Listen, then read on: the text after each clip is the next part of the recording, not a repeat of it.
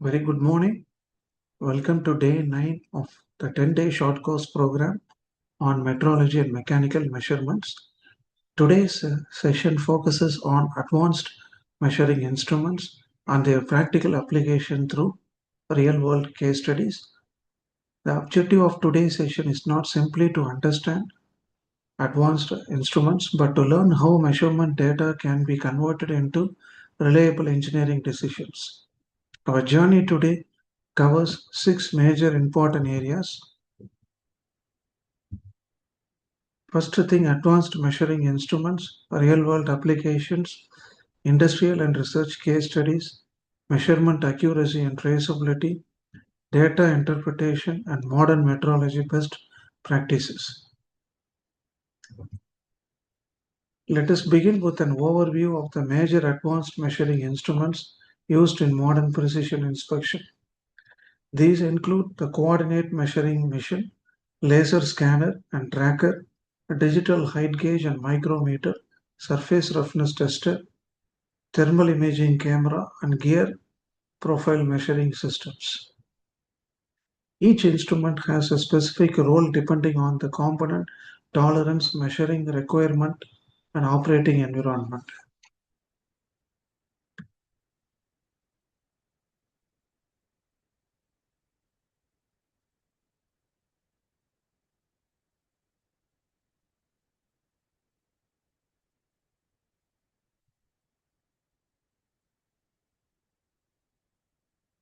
Let us go with the case study 1, CMM inspection of an automotive gearbox housing. Our first case study comes from the automotive manufacturing sector. An automotive supplier was experiencing intermittent rejections during final assembly because of bore position tolerance problems. A bridge-type coordinate measuring machine equipped with a touch trigger probe was used to measure the datum planes and 12 bore axes on each housing. The investigation revealed that the real problem was not necessarily the component manufacturing process. Instead, the root cause was fixture drift. After improving the clamping arrangement, rejection levels were reduced significantly, with a reported reduction of 78% within 2 weeks. The achieved accuracy on critical bores was approximately plus or minus 2 micrometer. This case study clearly demonstrates an important lesson. Accurate measurement requires not only an accurate instrument but also a stable fixturing and a controlled measurement process.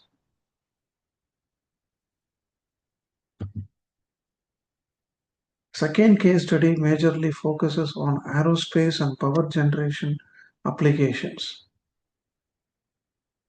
Use of laser scanning technology for reverse engineering applications.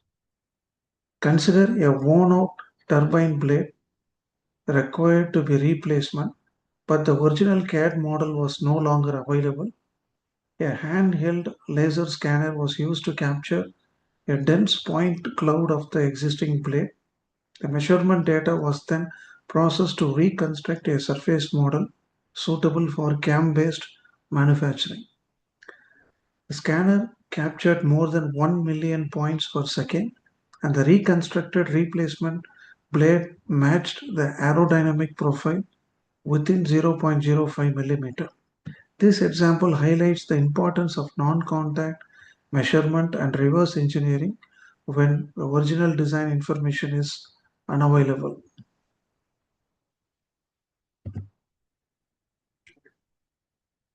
Our third case study deals with precision bearing manufacturing. In this application, the premature bearing fatigue failures were occurring even though the dimensional measurements were within the tight specification. Investigation therefore focused on surface condition. A stylus type surface roughness tester was used to monitor RA and RZ values at regular intervals during the grinding process. The target surface roughness for the bearing raceway was 0.2 micrometer proposed RA value. The measurement results revealed process drift by tightening the wheel dressing cycle The surface finish was brought back under control, improving the expected field performance of the bearings. The key message here is that the dimensional accuracy alone does not guarantee functional performance. Surface characteristics can have a major influence on friction fatigue and service life.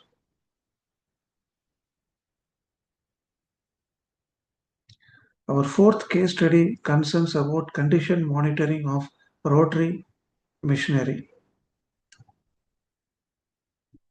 Consider a process plant was experiencing unexpected motor and bearing failures, resulting in costly production stoppages. A thermal imaging camera was used for regular inspection of couplings, bearings, and electrical panels.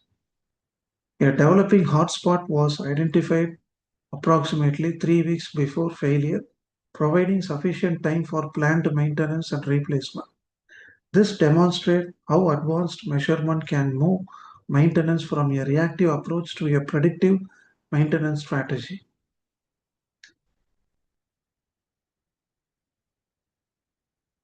Let us now consider one of the most important foundations of reliable measurement: traceability.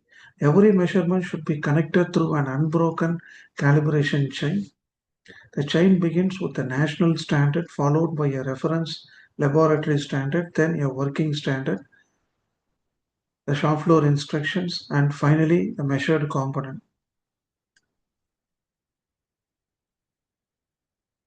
Each link in this chain must have a documented uncertainty. We must also clearly understand the difference between the accuracy and precision. Accuracy refers to closeness to the true value, whereas the precision refers to the repeatability. Both are important when evaluating measurement performance. We must also consider the uncertainty budget. Contributions from the instrument, environment, and operator need to be evaluated appropriately. Calibration intervals should also be established based on equipment drift history and the criticality of the measurement application.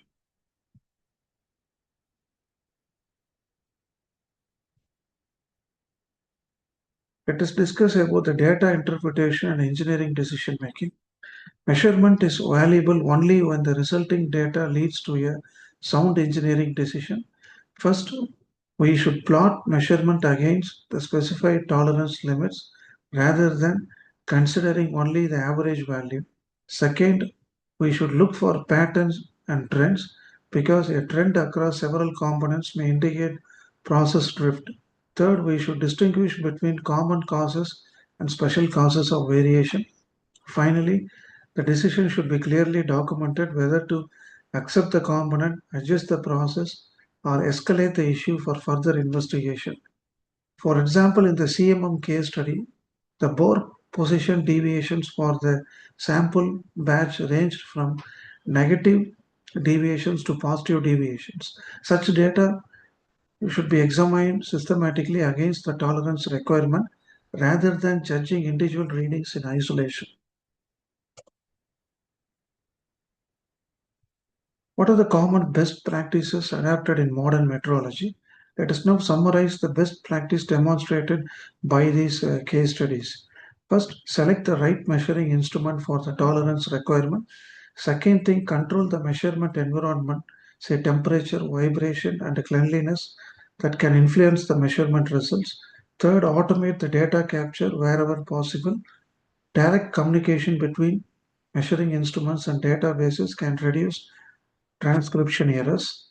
Fourth, calibrate the instruments according to risk and criticality.